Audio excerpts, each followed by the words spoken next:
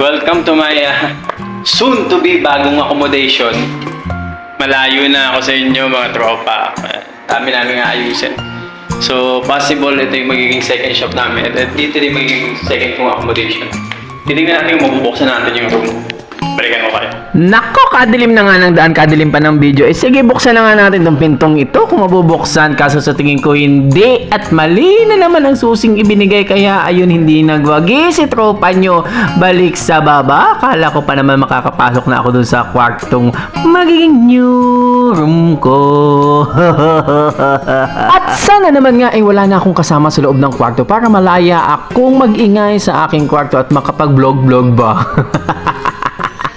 So ayun na nga, dito na tayo sa bago nating lilipatan. Ito yung kapitbahay namin, yung NV na tinatawag, Specialty Coffee. At ito naman yung aming gagawaing new na bago, diba? Hindi pa nga tayo makapasok sa loob kasi hinihintay pa natin yung susi doon sa unang may-ari. Kaya sa labas-labas muna lang tayo sipat-sipat, pakita ng view. Yan yung original na view niya nung una. Ngayon, medyo magkakaroon ng pagbabago at ipapakita ko sa inyo yun soon pagtapos na. And eto na tayo, andito na tayo sa loob. Konting pagpapanggap na tayo may ginagawa kahit wala labas ng papel. Aanhin mo naman yung mga papel na yan.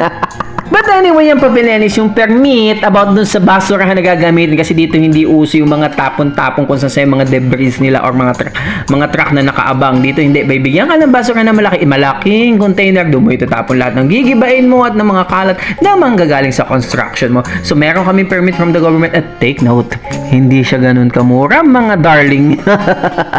Meka siya, meka mahalan. O editor na siya at gawin na natin ang ating trabaho kundi ang mag-check ng mga makina, mag-inventory ng makina, ng mga gamit, kung ilan nga bang ino dahil bayad yan lahat ni boss. So dapat walang mawawala, wala siyang kukunin, bawal. Kaya chinek ko lahat, ultimo filter. Sa totoo lang, kaya medyo maganda-ganda din naman yung deal namin dito kasi may gamit na. Pero syempre, may mga gigibay kami. So see you sa susunod, papakita ko sa inyo.